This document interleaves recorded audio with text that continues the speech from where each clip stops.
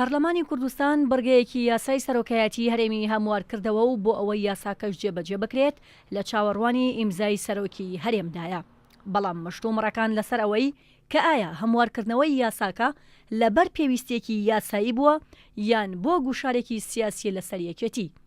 دوجار لە خولی چوارەمی پەرلەمانی کوردستان یاسای سەرۆکایەتی هەرێمی کوردستان هەموار کرایەوە، بەڵام ئەوەی جێگەی تێڕامانە لە کۆی بڕگە و مادەکانی ئەو یاسایە تەنها بڕگەیەکی هەموار کراوەتەوە کاویش بڕگەی 12 لە مادەی دەیەمە کە تایبەتە بە ڕاستپاردنی کاندیدێک بۆ پێکهێنانی حکوومەت کە پێشتر سەرۆک و جێگرەکەی بە یەکەوە ڕادەسپێردران.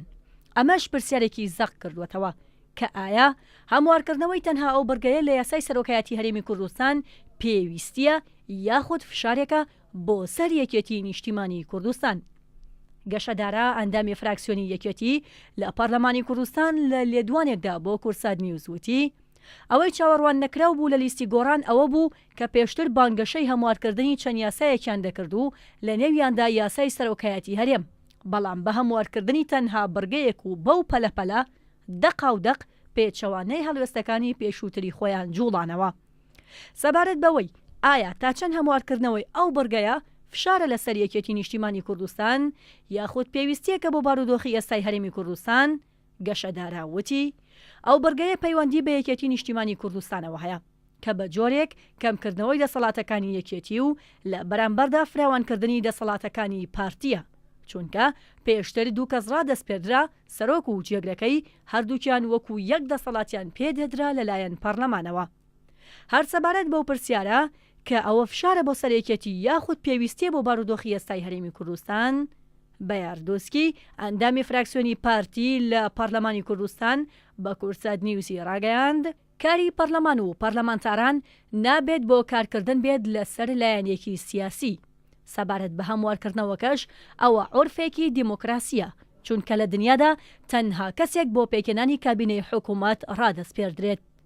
ئەوەی لە هەرێمیش کاری پێدەکرێت میراتی دوو ئیدارەیە و پێویستە ڕێگای دیکە بدۆزرێتەوە بۆ کۆتایی هێنان بە دوو ئیدارەیی، چونکە ئەوە ماوەی زیاتر لە 7 مانگە نەتوانراوە حکوومەت پێک بهێنرێت. بە ئاردوسکی ئەوەشی بە کورسات نیوز ڕاگەیاند ئەگەر یەکێتی هەستی بەوە کردبێت هەمواری ئەو بڕگەیە وەک فشار بەکار هاتووە ئەوە شتی وانە، چونکە ئەوە پێویستیەکی یاسایی و دەستوریە. ئەگەر ئەم مانگەژ نەبێت دەبێت مانگێکی دیکە هەموار بکرێتەوە. لەلایەکی دیکەوە پەروەعەلی ئەندامی فراکسیۆنی گۆڕان لە پەرلەمانی کوردستان لە لێدوانێکدا بۆ کورسات نیوز وتی هەموارکردنەوەی ئەو بڕگەی یاسای سەرۆکایەتی هەرێم قسە و باسی زۆری لێکراوە. کێشەکە لەوەدایە پێکێنانی کابینەی حکوومەت لە مانگینەوە دواکەوتووە هەتاوەکو ئێستا. بۆ ئەوەی لەوە زیاتر دوانەکەوێ لەبەرەوەی دواکەوتنی پێگەێنانی کابینە پەیوەستە بە جێگرەکەیەوە. بە بۆچوونی پەروەعەلی هەموارکردنی تەنها ئەو بڕگەیە لە یاسای سەرۆکایەتی هەرێم فشار نییە بۆ سەر یەکێتی و بۆ سەر هیچ لایەنێک، چونکە یەکێتی زۆر دەمێکە دەرفەتی ناونانی جێگرەکەی لەبەردەستایە. ڕەنگە جارێکی دیکە و لە خولێکی دیکەی هەڵبژاردندا هاوکێشەکان بگۆڕێت و سەرۆکی حکوومەت و جێگرەکەی لەلایەنی دیکە بن، لەبەرەوە تەنها لەبەر یەکێتی ئەو بڕگەیە هەموار نەکراوە، بەڵکو بۆ ئەوە هەموار کراوە کە لەگەڵ پێوەرە دیموکراسیەکاندا بگونجێت.